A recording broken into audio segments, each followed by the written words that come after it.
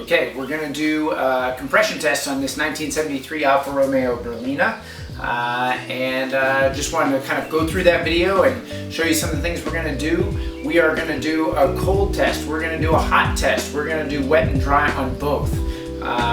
We have some indications that there are probably some problems with this engine, and this is an initial test to get maybe a rough idea of where the problems are. There may be more that we have to do a little bit later on, but at least this will get us in the ballpark and give us a rough idea. So we're going to go ahead and go through all of that today.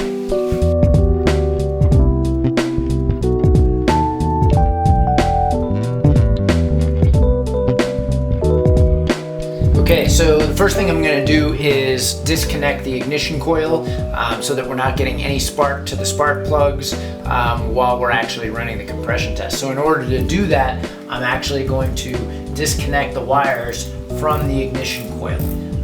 That's probably the easiest way to do this. I'm going to loosen both of these and disconnect those wires. Okay, so we're going to go ahead and pull the spark plugs now. And we're going to pull all of them at once. One of the things that I've done is I've labeled each of the spark plug wires so that we make sure that those go back in the same spot. So I'm going to go ahead and pull those off now.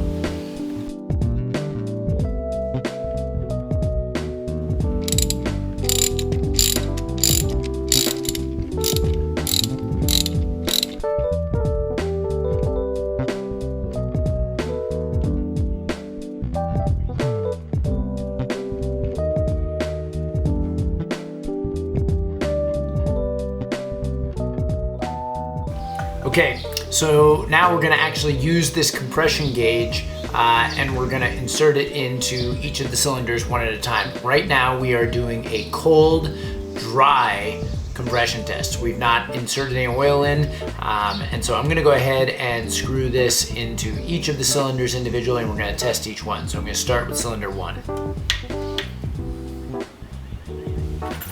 Okay, so we've disconnected the ignition coil. We've got all the spark plugs out. We've got the compression tester in cylinder 1. And so we're going to go ahead and turn the engine over. Somewhere between 5 and 10 times is probably fine. This car has Weber carburetors on it, so I've not done anything. You'll see other places where fuel has been disconnected. I've not disconnected the fuel or shut off the fuel in any way, and I'm going to do this test with the throttle wide open. So I'm going to press the accelerator all the way to the floor as I'm turning the engine over to reduce any effect that the Weber carburetors are having on the compression test. So we're going to go ahead and do that.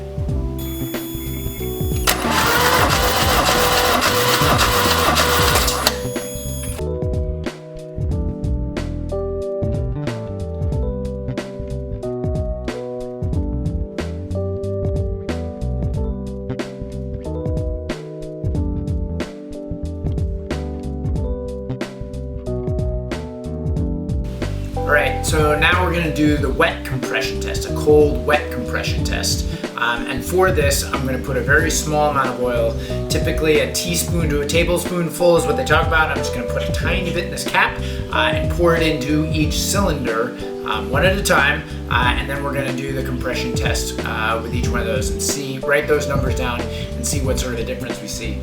Obviously, the idea behind putting a little bit of oil in there is that we're going to particularly seal up the rings a little bit more to sort of try to differentiate if there are any problems with compression, if they're there.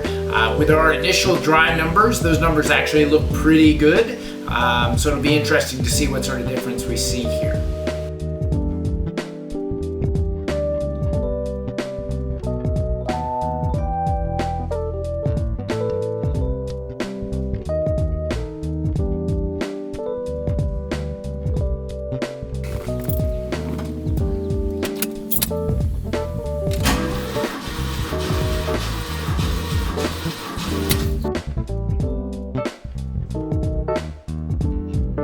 Alright, so first lesson we just learned. We just did a wet compression test on cylinder 2. And when we did it, we got 135. Previously, we'd gotten 160 with the dry. It just didn't make any sense. So, of course, we're a little bit worried. We redid it again, And as I was sitting here in the car, I was thinking to myself, oh, I'm not sure I held the throttle all the way open. So that time, the second time we did the test, I held the throttle all the way open. So the difference between having the throttle all the way open and not having the throttle all the way open was almost, what is that, a 50 psi difference or 45 psi difference in the pressure that we measured. So we just got 185 versus 135, and I made sure that I held the throttle open that time.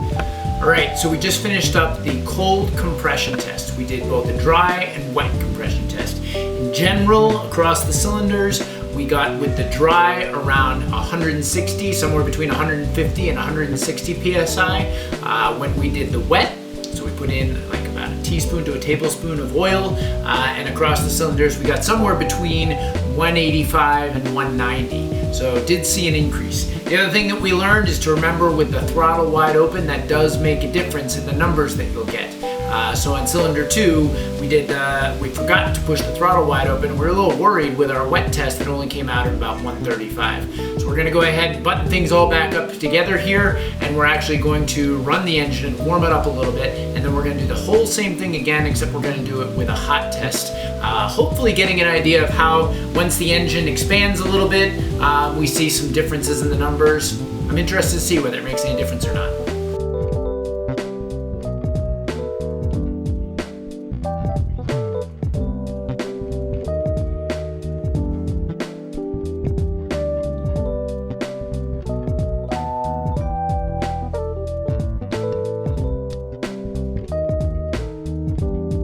Okay, so now we're gonna go ahead and hopefully start the car after our cold, wet, and dry compression test. And our goal here is to run it for 5 or 10 minutes, bring it up to temperature, and then we're gonna go through everything again and see how the numbers change with a hot test.